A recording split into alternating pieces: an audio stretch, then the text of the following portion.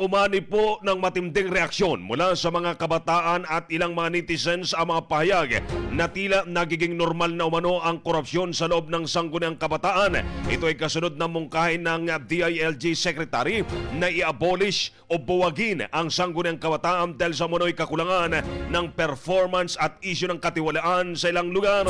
Ngunit agad itong sinalungat, tinabla ng maraming kabataan.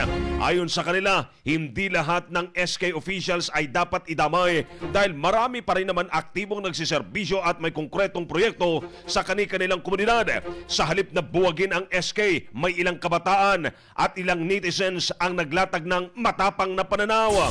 Kung korupsyon din lamang umano ang pag-uusapan, bakit hindi daw ang Kongreso ng Pilipinas ang tutukan? Ayon sa kanila, sa Kongreso o House of Representatives umano, nagmumula ang mas malalaki at sistematikong isyu ng pandarambong korupsyon. Kabilang na ang mga kontrobersyal na flood control project at umano'y mga ghost projects na patuloy na binabatikos ng publiko. Iginit pa ng ilang youth groups na ang problema ay hindi sa institusyon kundi sa mga individual na lumalabag sa tiwala ng mga mamamayan. Dagdag pa nila, mas mainam umano ang reforma at mas maigpit na pananagutan kaysa tuluyang pagbuwag sa SK. Sa ngayon, nananatiling mainit ang diskusyon sa social media at sa iba't ibang sektor kung anong narapap na hakbang, abolition ba o reformation.